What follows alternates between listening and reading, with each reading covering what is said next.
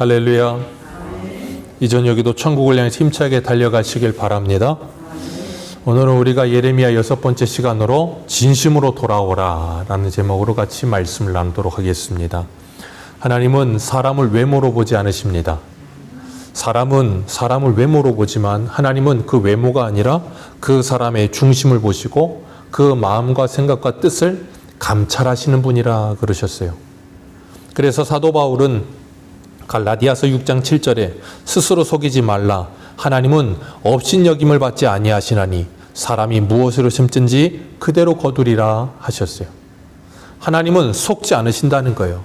무엇으로 심든지 그대로 거둘 것이라. 육체를 심으면 육체를 통하여서 썩어질 것이 거두어질 것이고, 성령으로 심으면 성령으로부터 영생을 얻게 될 것이다. 그렇기 때문에 우리가 하나님을 바라볼 때, 그 하나님을 대할 때, 그 하나님을 대할 때 진심으로 하나님을 대해야 된다는 거예요. 거짓으로 하나님을 대한다고 해서 하나님이 우리의 거짓에 속아주시는 그런 분이 아니라는 거예요.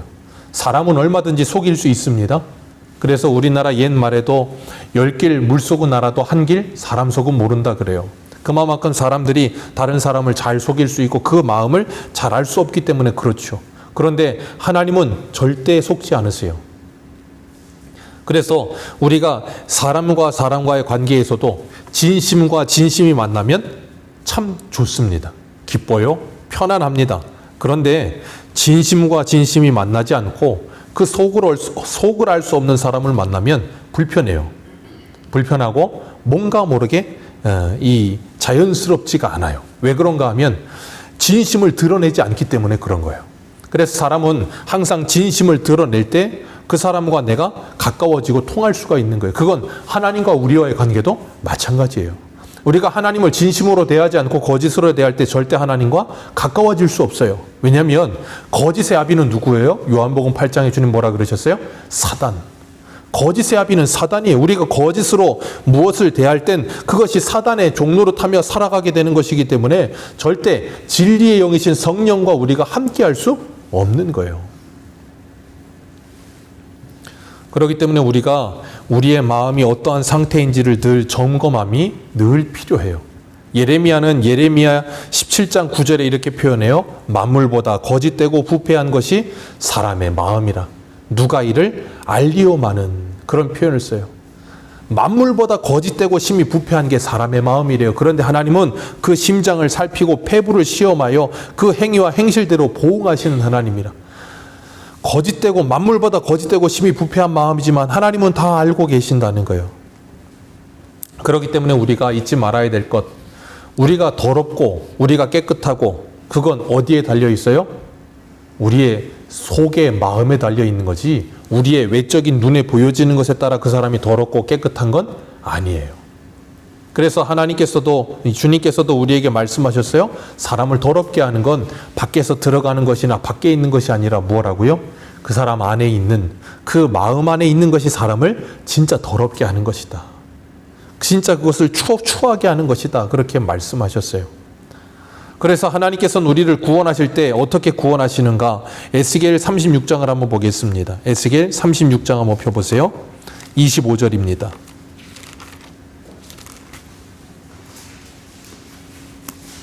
에스겔 36장 25절.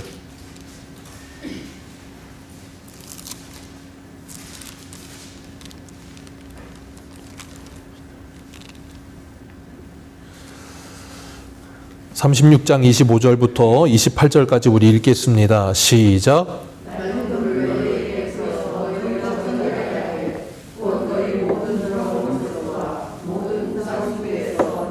정결하게 할 것이며 또 새 영을 너희 속에 두고 새 마음을 너희에게 주되 부드러운 마음을 줄 것이며 또 내 영을 너희 속에 두어 너희로 내 율례를 행하게 하리니 너희가 내 규례를 지켜 행할지라. 내가 너희 조상들에게 준 땅에서 너희가 거주하면서 내 백성이 되고 나는 너희 하나님이 되리라. 아멘. 이 일이 어떻게 일어나요? 예수 그리스도가 이 땅에 오심으로 일어나죠. 그리고 성령으로 말미암아 이런 일들이 일어나요. 그런데 여기 보니까 맑은 물을 너희에게 뿌려서 너희로 정결하게 한다 그랬어요. 그 맑은 물이 뭐예요? 이 땅에 어떤 맑은 물이 있으면 우리를 깨끗하게 할 수 있겠습니까? 어떤 물로도 우리는 깨끗해질 수가 없어요. 네. 성령으로 말미암아 우리는 깨끗해질 수 있는 겁니다. 그래서 우리가 지금 배우고 있는 예레미야 2장에서도 보면 2장 22절에 주 여호와의 말씀이니라 내가 잿물로 스스로 씻으며 내가 많은 비누를 쓸지라도 내 제약이 그대로 있으리라. 세상에 어떤 좋은 비누를 써도 어떤 좋은 세제를 써도 우리의 죄를 씻을 수 없다 그거예요. 그건 하나님께서 우리를 깨끗게 하셔야만 깨끗해질 수 있다는 거예요. 그 깨끗해됨이 어떻게 깨끗해짐이에요? 우리의 마음과 생각을 깨끗게 하심이에요. 그래서 이전 것은 지나갔으니 보라 새 것이 되었도다 할 때 그 새 것이 뭐예요? 우리의 속사람이 변화되어지는 것, 그걸 말씀하시는 거예요. 그렇기 때문에 우리가 예수 그리스도를 믿고 우리의 속사람이 변하면 예수님께서도 분명히 말씀하신 것처럼 너희들의 속을 깨끗이 하라. 그러면 무엇도 깨끗하리라? 겉도 깨끗해질 것이다. 근데 속을 깨끗이 할 생각을 않고 겉만 깨끗이 하고 있으면 뭐가 돼버려요? 회칠한 무덤이 돼버리는 거예요. 그 안에 온갖 썩은 냄새가 가득한데 그걸 가리기 위해서 겉은 아름다워 보이게 만들어 놓고 그걸 자꾸 뭐예요? 덮어버리는 거예요. 그래서 그 썩은 내가 나지 않도록 더 많은 걸로 덮어버리는 거예요. 그걸 외식이라고 부르죠. 하나님은 그걸 싫어하시는 거예요. 그래서 하나님은 우리가 하나님 앞에 나와서 하나님의 구속의 은혜로 말미암아 깨끗함을 얻고 그래서 우리의 속사람의 굳은 마음이 제거되고 부드러운 마음을 가지고 하나님을 사랑하여 하나님의 계명과 하나님의 율례를 따라 사는 것을 기뻐하고 즐거워하는 삶을 살게 만들어주는 새 사람 되기를 원하시는 거예요. 그게 뭐예요? 진정한 행복이에요. 그게 진정한 행복입니다. 그런 행복을 누리는 사람들은 이 땅을 살아가면서도 그 행복 가운데 살아가면서 기쁨을 누려요.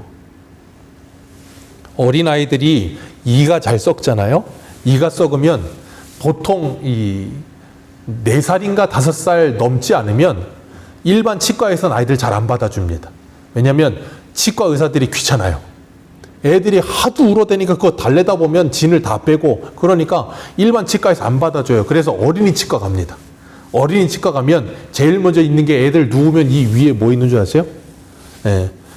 태블릿 모니터가 있어서 TV 달려 있어요. 그래갖고 애들이 좋아하는 뭐 좋아해? 뽀로로, 코코몽 뭐 불러가면서 부르는 대로 틀어줍니다. 그거 틀어주고 여기다가 무슨 웃음가스라고 해서 주입시키고 그러면 애들이 그거에 빠져들잖아요. 그럼 치과 치료하는데도 그거 빠져 그거 보느라고 이걸 그냥 가만히 있어요. 왜 그래요? 거기에 정신이 팔렸어요. 그게 너무 좋으니까. 아이들이 그렇게만 한 게 아니라 어디가 아프다는 아이들도 자기가 좋아하는 무슨 운동을 하잖아요. 그럼 운동할 때는 아픈 걸 몰라요. 참 신기해요. 운동할 때는 아픈 걸 모르는데 운동 끝나면 어때요? 아프다고 울어요. 여러분들은 그런 경험이 없으세요? 많으시잖아요. 돈 벌 땐 아픈 걸 몰라요. 근데 돈 다 벌고 나서 퇴근하면 여기저기 아파와요. 참 신기하죠. 일할 땐 안 아픈데 일 끝나면 아파요. 왜 그럴까요? 그걸 우리는 전문 용어로 4글자로 뭐라 그래요? 금융치료라고 하는 거예요. 금융치료. 요즘 젊은 사람들이 쓰잖아요. 돈만 주면 안 아픈 거예요. 갑자기 아프던 것도. 왜요? 너무 기뻐. 그런 걸 왜 경험할까요?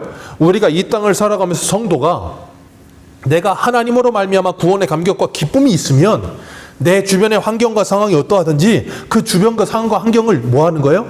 넉넉히 이길 수 있는 믿음과 힘이 생긴다니까요. 금융치료보다도 더 역사적으로 큰 힘인 성령의 치료가 일어나는 거예요. 그래서 우리 하나님의 은혜를 받기 위해 사모해야 되는 것이고 성령의 충만을 받기 위해 뭐 해야 돼요? 사모해야 되는 거예요.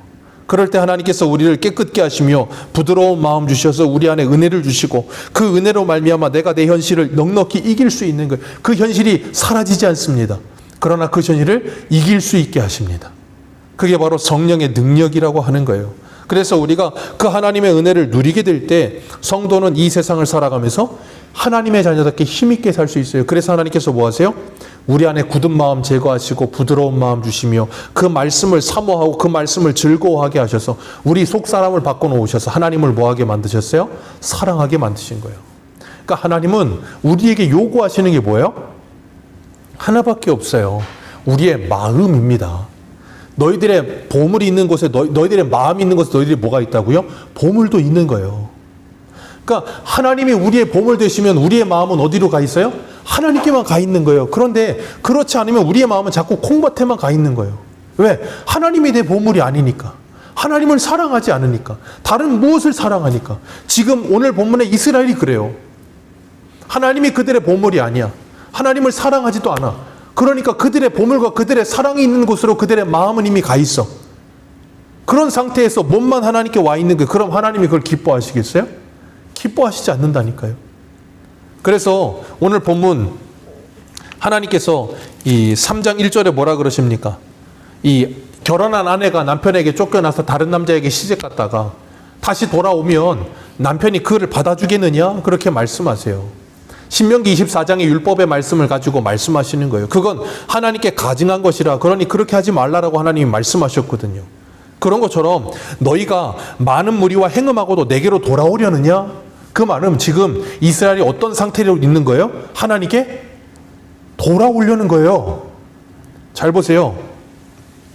3장 1절 다시 읽습니다. 시작. 그들이 말하기를 가령 사람이 그 아내를 버림으로 그가 그에게 떠나 타인의 아내가 된다 하자.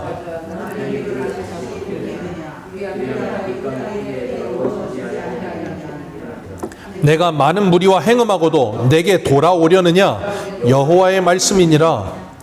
지금 이스라엘은 지금 뭐 하려는 거냐면 하나님께 돌아오려는 마음을 갖고 있는 거예요. 그런데 하나님께서 그게 가당키나 한 일이냐라고 지금 반문하시는 거예요. 하나님은 분명히 마음을 원하신다 그랬는데 그들이 하나님께 돌아올 기미가 보이고 있는데 하나님이 너희들 그렇게 돌아오는 게 지금 말이 되냐? 그러시는 거예요. 그러면서 2절에 뭐라 그러세요? 2절 같이 읽습니다. 시작.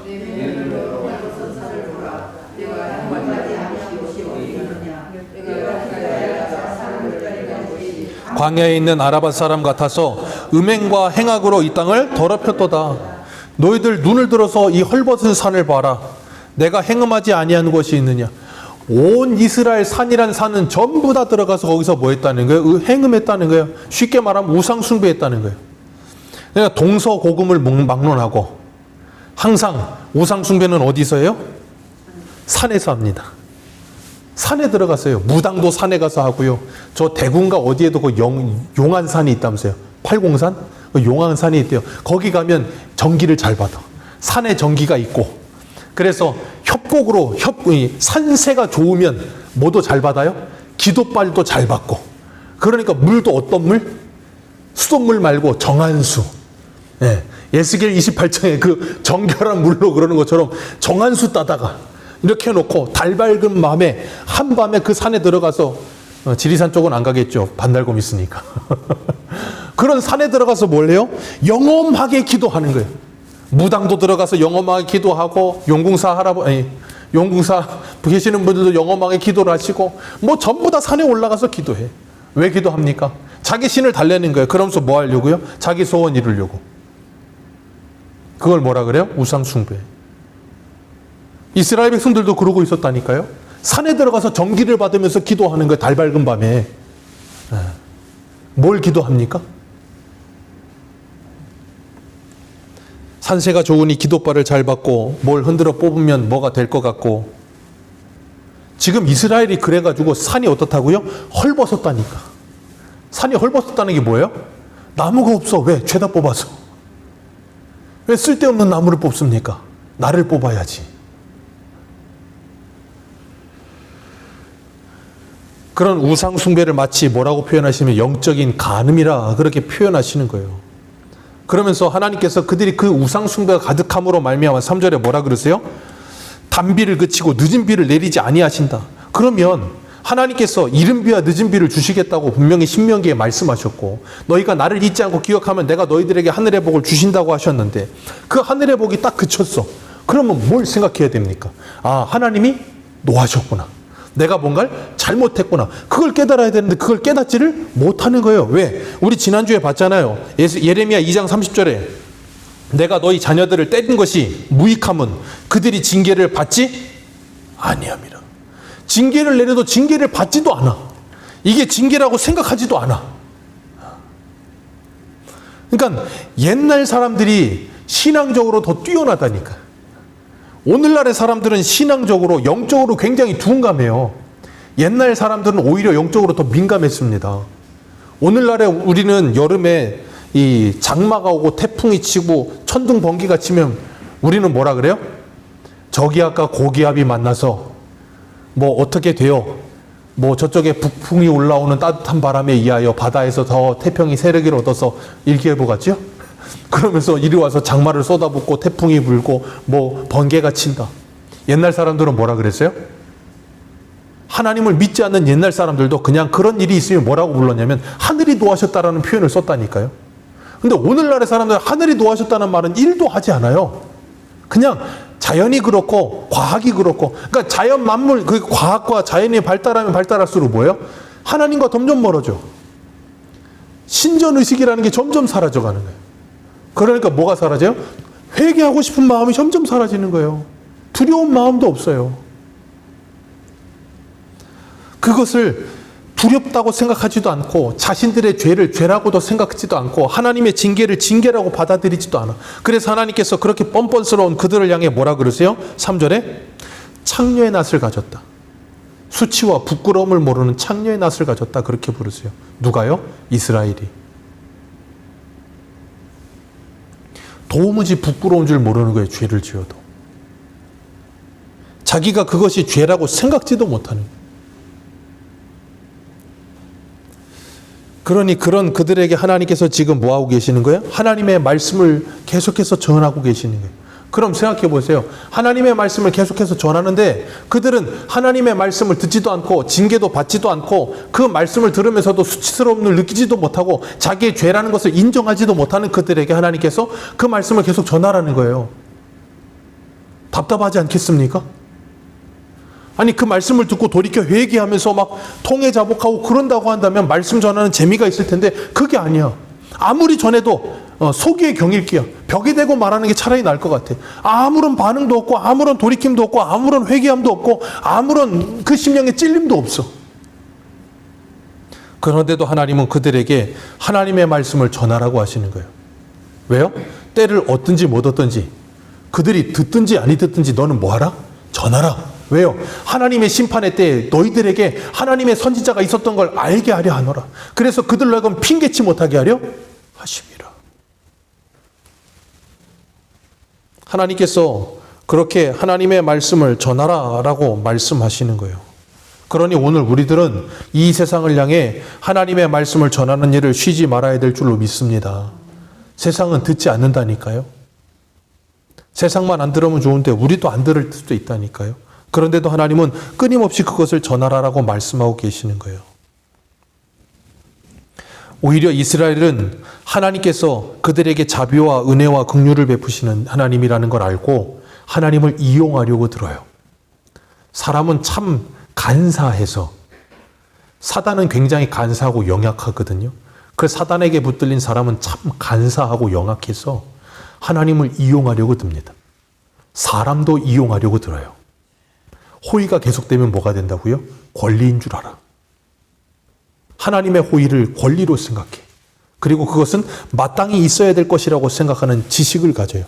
사람이 그 지식을 갖는 순간 그 사람은 정말로 사단처럼 변하는 거예요. 은혜가 없이 지식만을 갖는 사람은 사단처럼 변해버립니다.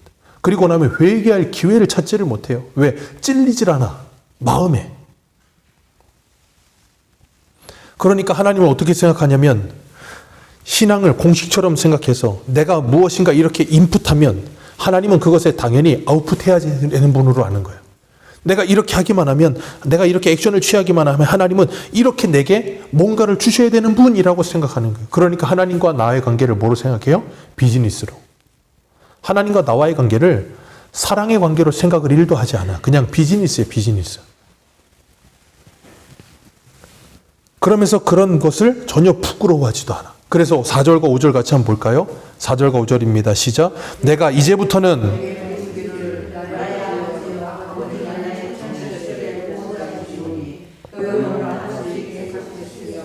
끝까지 품으시겠나이까 하지 아니하겠느냐. 보라, 내가 이같이 말하여도 악을 행하여 내 욕심을, 이게 바로 하나님이 어떤 분인 줄 알고 교묘하게 그 하나님을 뭐 하는 거예요? 이용해 먹으려고 하는 거예요. 옛 어른들이 손주를 귀엽다 하면 할아버지 뭘 잡는다고요? 상투를 잡아 흔들려고 들어요. 지금 이 말씀을 하나님이 이스라엘에게 하고 계신다니까요. 하나님을 믿지 않는 열방에게 하는 게 아니라 하나님을 믿는다라고 말하는 이스라엘이 지금 이루고 있다고요. 하나님이 어떤 하나님인지 좀 아는 거예요. 아, 그래, 하나님은 사랑의 하나님이지. 요즘 사람들이 그걸 참 너무 좋아합니다. 우리가 잊지 말아야 될 것, 하나님은 정말 사랑의 하나님이십니다. 그런데 하나님은 무서운 공의의 하나님이라는 걸 잊지 마세요. 우리는 그걸 너무 간과해요. 오늘날 사람들이 듣기 좋은 말인 하나님은 사랑이시라 그 말씀을 너무 강조하다 보니까 너무 한쪽으로 치우쳐버렸어. 하나님이 얼마나 무서우신 분인지를 사람들이 생각지를 않아.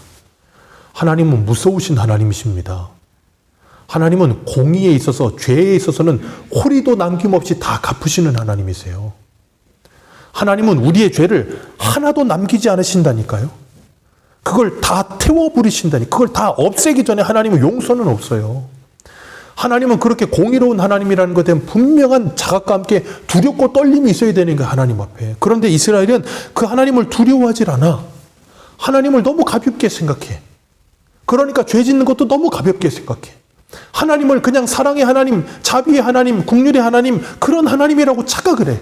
그런 하나님이 아니라는 게 아니라 그런 하나님임과 동시에 심판의 하나님이시고 징계의 하나님이시고 무서우신 하나님이라는 생각을 꼭 가져야 된다니까요. 그걸 잃어버리는 순간 우리는 하나님을 경외함이란 찾아볼 수가 없는 거예요. 그러니까 어때요? 요즘 아이들은 집에서도 아무렇게나 살잖아요. 함부로 하고 부모님을 두려워하지 않아요. 부모님이 있든 말든 집에서 막 지들끼리 싸우고 함부로 하고 함부로 말하고 소리 지르고 막 자기 좋은 대로 막 하는 거예요.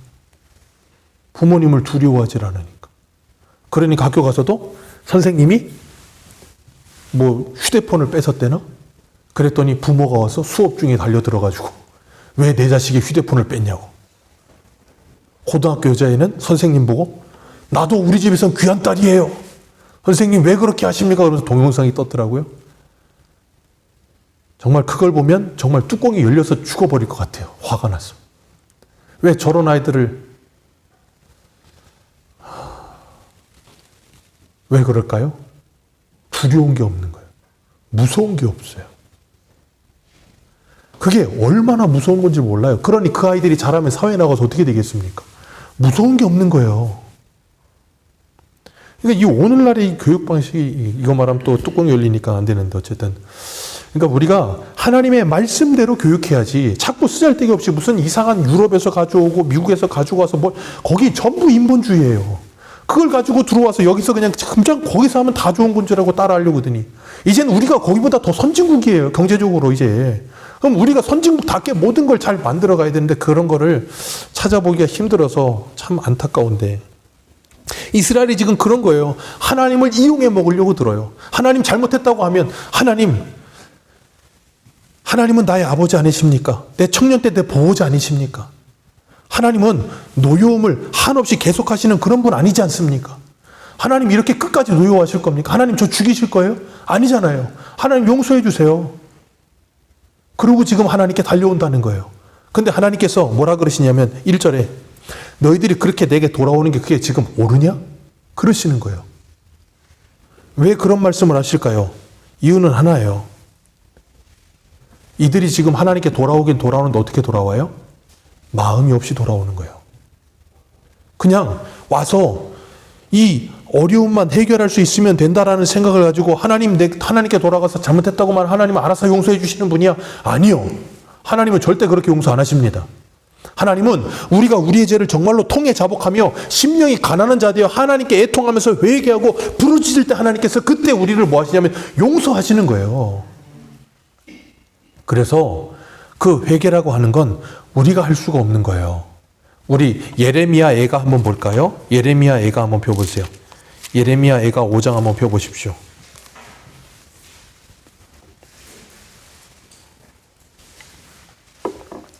예레미야 애가 5장 21절.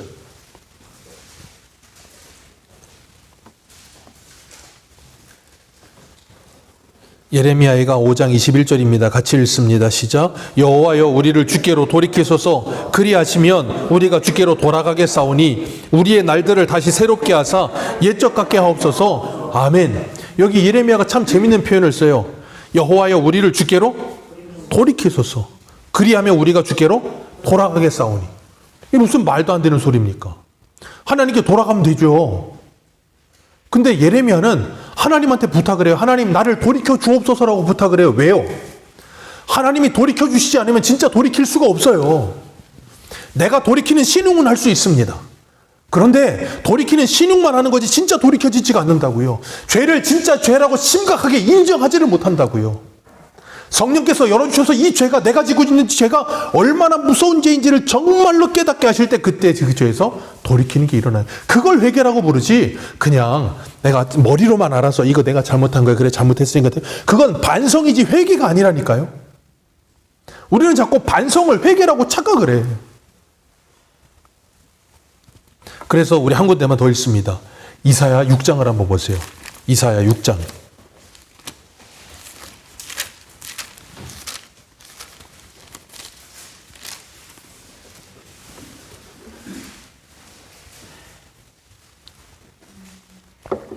이사야 6장입니다. 6장 8절. 6장 8절입니다. 같이 읽겠습니다. 시작. 내가 또 주의 목소리를 들으니 주께서 이르시되 내가 누구를 보내며 누가 우리를 위하여 갈고 하시니 그때 내가 이르되 내가 여기 있나이다. 나를 보내소서 하였더니 여호와께서 이르시되 가서 이 백성에게 이르기를 너희가 듣기는 들어도 깨닫지 못할 것이요 보기는 보아도 알지 못하리라 하여 이 백성의 마음을 둔하게 하며 그들의 귀를 막히고 그들의 눈이 감기게 하라. 염려하건대 그들이 눈으로 보고 귀로 듣고 마음으로 깨닫고 다시 돌아와 고침을 받을까 하노라 하시기로. 아멘. 참 이상한 말씀 아닙니까? 이게 이사야 6장이 이사야의 소명장이거든요. 누가 우리를 위해 갈까? 하나님이 그랬더니 이사야가 가만히 있다가 저를 보내십시오 그런다 그랬잖아요. 왜? 하나님이 이사야의 숯불을 갖다 입술에 대고 정결하게 해놓고서는 저기다 놔두고 여기서 삼위 하나님이 누가 우리를 위해 갈까? 누가 우리를 위해 갈까? 그럼 누구 보고 가라는 말이라 그랬다 그랬어요? 너가 가라 그런 거라 그랬잖아요.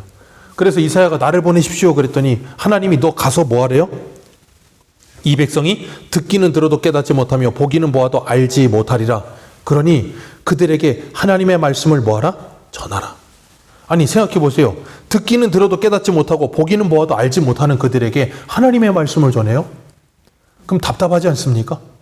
듣고 보고 알아듣는 사람한테 전해야 되는데. 그래서 에스겔에게는 뭐라 그래요? 내가 언어 다른 민족에게 보내는 거 아니고 너희들의 언어 가진 민족에게 너를 보낸다. 가서 전해라. 근데 그들은 뭐 할 거다? 듣지 않을 거다. 도무지 듣지 않을 거라는 거예요. 왜? 눈과 귀가 막혀있기 때문에 듣지 않을 거다. 그들의 눈과 귀가 열려 그들이 마음으로 깨닫고 다시 돌아와 고침을 받을까 하노라. 그 말은 뭐냐? 고침을 받을까 내가 염려한다 그 말이에요. 왜요? 그들이 정말 하나님의 은혜로 말미암아 그들의 죄를 깨닫고 돌아와 고침을 받기 위해 그러는 게 아니라 오늘 본문의 말씀에 이렇게 하나님을 이용해 먹으려고 하는 거 그걸 하나님께서 걱정하신다 그 말씀하시는 거예요. 그러니까 얼마든지 종교적 행위는 넘쳐난다니까요. 예수님 당시에도 그러잖아요. 요한복음 9장에 날 때부터 소경되었던 사람 이야기를 하실 때 고쳐주고 나니까 그 바리새인들이 뭐라 그랬어요? 누가 고쳤냐? 예수가 고쳤습니다. 당신들도 예수의 제자가 되려고 합니까? 욕하잖아요. 넌 예수의 제자고 우리는 모세의 제자다. 그러면서 욕을 해요. 그러면서 뭐라 그래요? 너희들이 소경이었으면 너희들의 죄가 용서함 받을 것인데 너희들이 본다고 하니 그 죄가 그대로 있다. 그게 뭐라 그래요? 우리도 소경인가? 자, 알아먹어요. 알아듣기는 알아듣는데 왜요? 귀가 있고 사람이 어느 정도 지능만 있으면 자기들한테 하는 소리가 다 합니다. 알아듣기는 하는데 뭘 못해요? 돌이키질 못한다니까요. 돌이켜지지가 않고 어떻게 돼요? 화가 나는 거예요. 이게 성령으로 말미암아 하나님의 말씀이 들려지고 알아먹으면 돌이켜지는 역사가 일어납니다. 회개의 역사가 일어나요. 그런데 그게 아니면 성령의 역사가 없으면 그 말씀을 듣고 신경질을 내고 화를 냅니다. 나에게 하는 말이구나. 그래서 우리 하는 말은 있잖아요. 저놈의 목사가 나를 또 치는구나. 그거예요. 왜? 내 안에 하나님의 역사가 없으니까 그 말씀이 듣기 싫은 말이 되어버리니까 어떻게 해요? 우리 주일 오전에도 말씀드렸잖아요. 성전을 허는 자. 내 안에 있는 나의 성전이 하나님의 말씀으로 말미암아 허물어지질 않으니까 하나님의 성전을 허물어뜨리고 있는 거예요.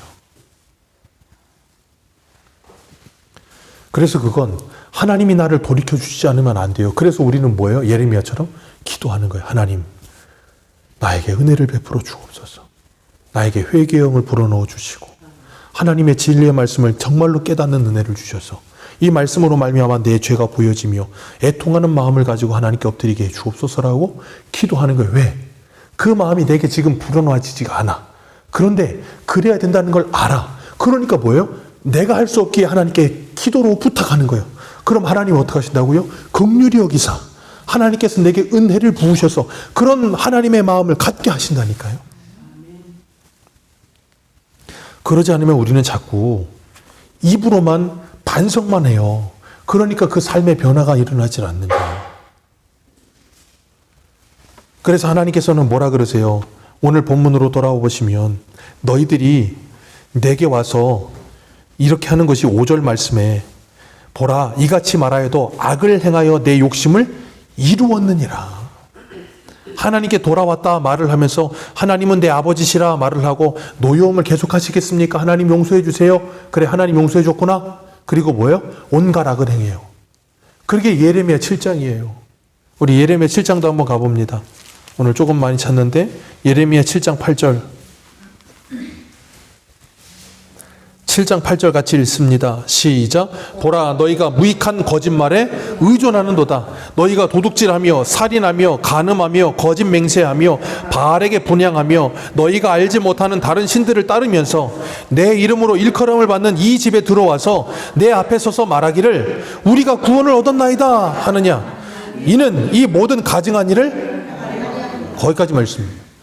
이는 이 모든 가증한 일을 행하려 함이라. 그 가증한 일이 뭔데요? 9절에 가증한 일. 그러니까 밖에 나가서 이런 모든 가증한 일을 다 하면서 성전 안에 예배당 안에 들어와서는 하나님께 예배드리면서 하나님 용서해 주세요. 그러면 뭐 하는 거예요? 다 용서가 된다는 거예요. 그걸 뭐라고 부르냐면 그걸 고해성사라고 하는 거예요. 천주교는 사람들로 하여금 진짜 회개를 못하도록 신부에게 가서 문 열고 철망에 대고 자기 죄를 고하기만 하면 신부가 뭐 봉사 몇 시간 아니면 그걸 뭐라 그래요? 그 성당에다 돈 내는 거. 아무튼 그거 얼마 그걸 정해주면 그걸 하기만 하면 자기 죄가 용서되는 거예요. 쌤쌤이 되는 거예요. 근데 우리들도 그렇게 신앙생활 하려고 한다니까요. 내가 뭔가 하나님께 한 주 동안 살아가면서 뭔가 좀 마음이 많이 캥기고 뭔가 잘못한 게 많은 것 같아. 그럴 때는 예배당에 와가지고 10,000원 헌금하고 한 20,000원 헌금하고 그러면 하나님 이것과 퉁쳐주세요. 그리고 뭔가 마음의 위안을 얻고 그런 걸로 마음의 위안을 얻지 마세요. 그럼 우리는 회개할 길을 잃는다니까요. 그럼 하나님과 더 멀어져요. 하나님은 진심으로 원하시고 여러분의 마음을 원하신다니까요. 그래서 주님이 11절에 뭐라 그러세요? 내 이름으로 일컬음을 받는 이 집이 너희 눈에는 도둑의 소굴로 보이느냐? 보라 나 곧 내가 그것을 보았노라 여호와의 말씀이니라. 예수님이 이 말씀 그대로 인용하시잖아요. 예루살렘 성전에 들어오셔서 만민이 기도하는 집이어야 할 내 아버지의 집을 너희들이 뭘로 만들었다? 도둑의 소굴을 만들어버렸다. 그 말은 이미 너희들 안에 있는 그 성전은 도둑의 소굴이지 하나님의 성전이 아니다예요. 그러니 뭐하라 그러세요? 3절 말씀 예레미야 7장 3절 같이 읽습니다. 시작. 이와 같이 말씀하시되 너희의 길과 행위를 바르게 하라. 그리하면 내가 너희로 이곳에서 살게 하리라. 아멘. 그러니 너희들은 이전에 들어와서 나는 구원받았다 하면서 하나님을 대충 돈 몇 푼 적선해서 하나님의 마음을 달랠 생각하지 말고 이 예배당을 나가거든 너희들은 너희들의 삶 속에서 너희들의 길과 너희들의 행위를 뭐 해라? 너희들의 삶을 바르게 하라 그 말이에요. 왜요? 그게 진짜 하나님의 사람의 모습이다요. 그래서 로마서 12장 1절에 주님 뭐라 그러세요? 너희의 몸으로 거룩한 산 제사를 드리라. 그게 너희의 드릴 영적 예배다. 그 예배 드리지 않으면 너희들은 예배가 드려지는 거 아니다 그 말이에요. 그러니까 우리가 주일날 왜 옵니까? 예배당에? 예배당에 와서 하나님이 정하신 이 공예배를 드리면서 하나님의 말씀을 듣고 은혜를 받아 그 은혜와 힘으로 일주일을 삶의 예배를 드리기 위해서 예배 드리는 거예요. 그러니까 주일 성수라고 하면서 주일날 와서 예배 한번 드린 걸로 내 신앙생활을 모든 걸 퉁치려고 하지 마세요. 거기에서 시작해서 토요일까지 예배를 드리지 않으면 나는 예배 드린 사람이 아니라니까요. 그 원리가 그대로 11조도 그런 거고 주일 성수도 그런 거고 우리의 삶의 모든 원리를 하나님이 그래서 하나님은 우리를 구원하실 때 어떻게 하신다고요? 정결한 물로 우리를 씻어 깨끗게 하시고 우리의 굳어버린 마음을 제거하시고 부드러운 마음, 그 부드러운 마음을 사도 바울은 빌립보서 2장에 뭐라 그랬어요? 너희 안에 이 마음을 품으라. 곧 그리스도 예수의 마음이니.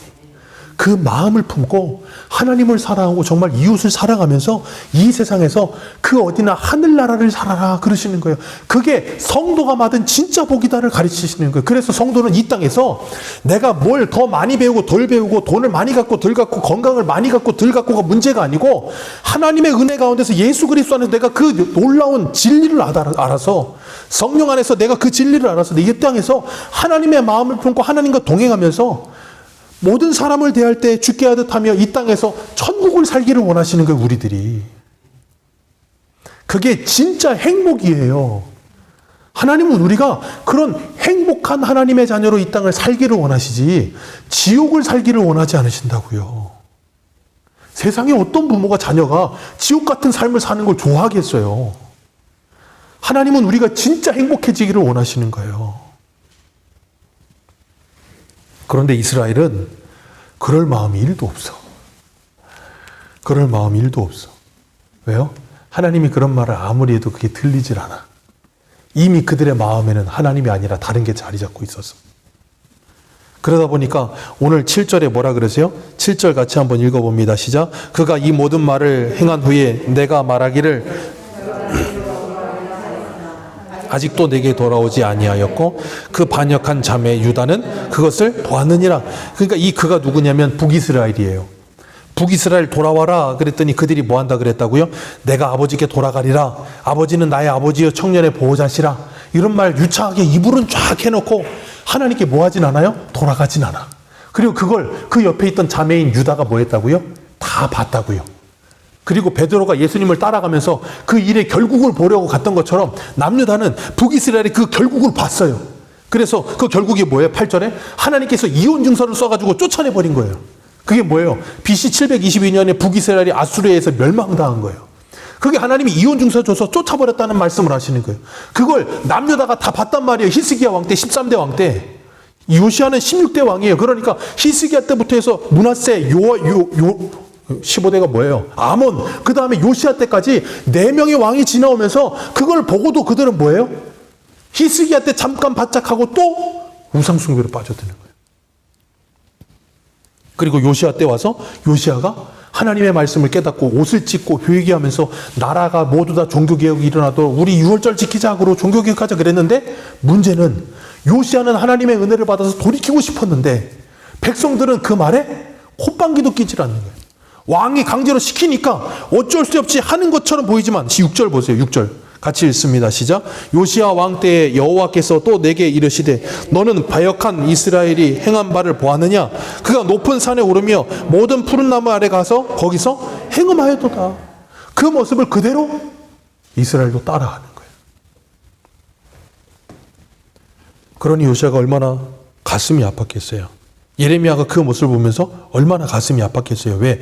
하나님의 말씀을 받아서 알고 있기 때문에 그게 보이는 거예요. 마치 부모가 자녀들이 뭔가 잘못된 길로 가고 있으면 이미 몇십 년을 살아왔고 이미 알기 때문에 그 자녀가 어느 길로 가고 있는지 이미 다 보여. 그런데도 자녀는 말을 알아먹질 않고 들어먹지를 않아. 그럼 어때요? 속이 타들어가고 화가 나는 거예요.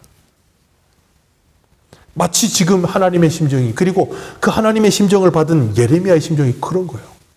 근데 남유다는 북이스라엘보다 더해. 청출어람이라고. 그걸 보고서 그 결국을 봤으면 안 그래야 되는데 그들보다 더해. 한술 더 떠서. 그래서 뭐라 그러시냐면 11절에 이스라엘의 유다보다 자신이 더 의롭다함을 나타냈다. 그 말은 뭐냐면 남유다가 더했다 그 말이에요. 그래서 상대적으로 북이스라엘이 더 착해 보였다 그 말이에요. 얼마나 악을 행했으면. 참 그런 모습을 보시면서 하나님께서 얼마나 괴로우셨겠어요. 그래서 하나님께서 돌아와라 돌아와라 그러시면서 10절에 뭐라 그러세요? 10절 같이 읽습니다. 시작. 이 모든 일이 있어도 나의 반역하며 진심으로 내게 돌아오지 아니하고 거짓으로 할 뿐이라. 여호와의 돌아오는 신용만 하는 거예요. 그러니까 하나님께서 뭘 하시는 거예요? 돌아오라고 예레미야를 통해서 40년 동안이나 계속해서 말씀하시는 거예요. 돌아와라 돌아와라. 그랬더니 사람들은 뭐라 그래요? 우리 이미 돌아왔다. 우리 이미 돌아왔다. 하나님은요, 제발 좀 돌아와라. 그 간극이 좁혀져야 되는데 좁혀지지 않는 거예요. 사람이 사람을 대할 때도 진심이 담겨 있지 않잖아요? 그럼 그거 굉장히 기분 나쁩니다. 무엇인가 어려운 사람을 도와줄 때도 진심을 담아서 마음을 담아서 도와줄 때는 고마운데 마치 무슨 적선하듯이 도와주잖아요? 기분이 나빠요. 그럼 뭐라 그래요? 이 길에서 이렇게 이렇게 길에서 노숙하시는 분들에게 정말 진심을 담지 않고 그냥 이렇게 하면 그분들을 화내요. 그러면서 뭐라면 내가 거지냐고 화를 냅니다. 사람과 사람을 대할 때도 그런데 하나님이 우리를 대할 때 어떠시겠어요? 그 신용만 하고 있으면 하나님이 뭐라고 우리에게 그러시겠습니까? 내가 거지냐? 그러시지 않겠어요?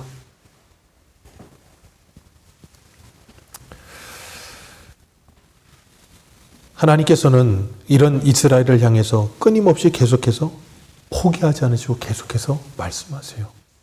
참 그래서 예레미야를 눈물의 선지자라는 별명을 붙여놓은 거예요. 예레미야 28장에 가보면 거짓 선지자 하나냐가 예레미야랑 다투잖아요.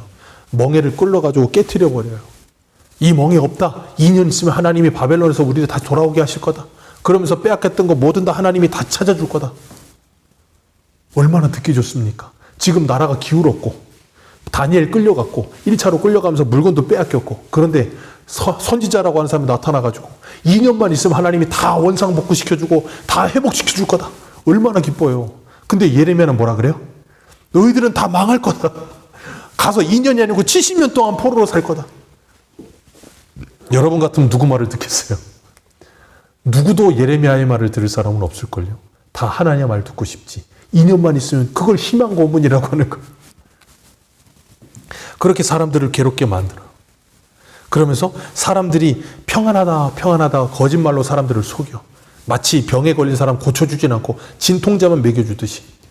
그래놓고 병은 고쳐주지 않는데 진통제를 먹으니까 어때요? 안 아파. 그러니까 나는 아프질 않은 줄 착각하는 거예요. 그게 제일 나쁜 거예요. 병을 고쳐줘야 되는데 병은 안 고쳐주고 괜찮다 괜찮다만 해주는 거 위로라고. 그게 위로입니까? 그 사람을 죽이는 일이지. 근데 사람들은 그런 말을 듣고 싶은 거야. 왜? 그러니까 오죽하면 이사야 30장에 뭐라 너 선견자에게 선견하지 말라. 선지자에게 너희들은 바른 말 하지 마라. 바른 말 듣고 싶지도 않고 우리에게 듣기 좋은 말을 하라. 우리를 위로하라. 오늘날도 마찬가지죠. 그런 말 듣고 싶은 거예요. 교회 가면 위로의 말, 내 상처를 보듬어 줄 수 있는 말 얼마나 좋습니까? 회개할 생각은 1도 없고 그러면 어떻게 된다고요? 그러면 영적으로 죽는 거예요. 그런데 그걸 깨닫지를 못하는 거예요. 그래서 하나님께서 그들을 뭐 하세요? 무너뜨리시는 거예요. 하나님께서 계속해서 돌아오라고 13절에도 그렇고 14절에도 그렇고 죄를 자복하고 돌아오라 돌아오라. 그러면 내가 너희들에게 내 마음에 합한 목자를 세워서 너희들에게 지식과 명철로 너희를 양육해 줄 것이다. 그리고 16절에는 언약궤를 다시는 말하지 아니할 거고 생각지도 않을 거고 기억지도 아니할 거고 찾지도 않을 거고 다시 만들지도 않을 거다. 언약궤는 뭔데요? 하나님의 임재의 상징. 그 언약궤에 뭐가 들었는데요? 2 돌판, 만나든 항아리, 쌍난 지팡이. 그 언약궤의 상징, 그건 지성소 안에 1년에 한 번 대제사장만 들어갈 수 있는 그곳에 놓았어요. 그리고 그걸 하나님의 임재의 상징으로 뒀단 말이에요. 그런데 그걸 다시는 찾지도 않고 부르지도 않고 기억지도 않고 만들지도 않을 거다 그랬어요. 왜 그럴까요? 이유는 하나예요. 그 하나님의 임재는 너희들 안에 있을 것이다 그 말이에요. 왜? 너희들이 성전이니까. 근데 이 사람들은 지금까지도 어떻게 알고 있어요? 솔로몬 성전이 성전인 줄 알고 있는 거예요. 그냥 거기 들어가면 하나님은 그 성전 안에만 계시는 분인 거야. 그러니까 하나님 만나려면 그 성전에 가야 되고 예배하려면 그 성전에서만 예배해야 돼. 그러니까 성전 밖에 나가면 하나님은 안 계셔. 그러니까 내 마음대로 살았다는 거야. 죄 지어도 되고 간음해도 되고 뭐 사람을 하려도 되고 상관없어. 여기 들어올 때만 할렐루야 그러면서 홀리 하고 그걸 외식이라고 부르고 그걸 하나님이 제일 싫어하신다니까요. 근데 우리는 그거에 너무 익숙해. 그걸 신앙생활이라고 착각하고 오래 하다 보니까 그게 자연스럽고 그래야 되는 줄 알아. 하나님은 그걸 뜯어 고치시는 거예요. 그걸 뜯어 고쳐야 우리가 진짜 자유를 누려요. 그래서 성령이 오시면 그 진리의 영이신 성령은 우리를 모든 진리 가운데로 인도하셔서 우리에게 뭘 주신다고요? 주의 영이 오신 곳에 자유함이 있게 하시는 거예요. 하나님을 진짜로 마음이 변하여 하나님을 사랑하게 되고 이 말씀을 사랑하여 그걸 지키는 삶을 살게 만들어서 더 이상 하나님께 거짓말하지 않고 사람께 거짓말하지 않고 가면 쓰지 않고 진실로 하나님을 대하게 되고 사람을 진실로 대하기 시작하는 거예요. 그런 사람을 만나면 행복한 거예요. 그래서 교회가. 그래서 더 이상 그 언약궤를 찾지 않게 되는 거예요. 어디를 가든 그곳에서 하나님을 예배하는 자들이 되어 살게 되기 때문에. 그게 바로 구원받은 하나님의 백성의 모습이에요. 그래서 그 어디나 하늘나라를 하나님과 동행하면서 살아가게 하셔서 기쁘고 즐겁게 하시는 거예요. 그런 구원의 감격이 우리 안에 있잖아요. 그러면 아까 시작하면서 말씀드린 것처럼 아픔도 있고요. 괴로움도 있고요. 슬픔도 잊어요. 그 은혜가 있을 때는. 근데 그 은혜가 떨어지면 우리도 그렇잖아요. 수술할 때 마취했다가 마취가 딱 깨면 어떻게 해요? 아파요. 마취가 깨기 전엔 안 아픈데. 그럼 진통제 먹잖아요. 그런 것처럼 우리가 하나님의 은혜 가운데 있을 때는 그 어디나 하늘나라가 되고 세상 그 찬송 가사가 뭐예요? 세상과 나는 간대였고 구속한 주만 보이도다. 그런 기쁨이 있다가 또 세상과 내가 보이고 그러면 또 괴로워하고 또 주님 앞에 엎드려서 기도하고 그러면서 하나님의 은혜를 받고 그게 반복되는 거예요. 그게 반복되는 거예요. 그러면서 우리는 점점 더 뭘 느껴요? 아, 나는 주님이 아니면 살 수 없는 존재구나. 그러니까 신앙생활을 오래 하면 오래 할수록 교만한 게 아니라 더 겸손해질 수밖에 없는 거예요. 그게 진리예요. 그래서 우리는 죽는 날까지 그 주님만 굳게 붙들면서 주님을 따라가면서 주님을 닮아가기 위해 죽도록 충성하면서도 주님을 닮아간 모습이 세상 사람들이 보기에는 신앙생활을 할 때 처음 할 때 이만큼 닮아있던 사람이 신앙생활을 마칠 때쯤 되면 한 90%쯤 닮아 있어도 이 90%쯤 닮아있는 그 사람은 자신의 모습이 부족함이 보여지는 게 그게 바로 사도 바울이에요. 내가 죄인 중에 괴수라. 그게 바울이 무슨 우리처럼 죄를 많이 지어서 죄인 중에 괴수라는 말이 아니에요. 우리가 그런 거 있잖아요. 1급수에는 자그마한 검은 물 한 방울만 떨어뜨려도 그게 검해 보여요. 근데 시궁창에는 자그마한 물 한 박스를 부어도 원래 시궁창이야. 그러니까 우리가 예수를 믿고 성화되어가고 거룩해진다는 건 그런 거예요.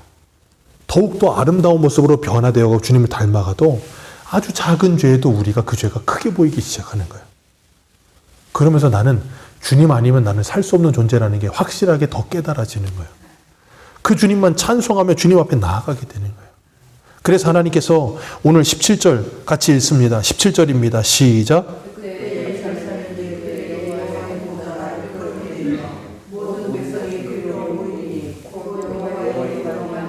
예루살렘에 모이고 다시는 그들의 악한 마음이 완악한 대로 그들이 행하지? 아멘. 왜요? 하나님의 은혜 때문에. 그리고 18절에 뭐라 그래요? 그때 유다 족속이 이스라엘 족속과 동행하여 북에서부터 나와 내가 너희 조상의 기업으로 준 그 땅에서 함께하리라. 그 하나님의 구원이 너희들에게 임하게 되리라. 그 하나님이 오늘도 우리를 부르고 계세요. 돌아오라. 근데 하나님이 우리에게 말씀하세요.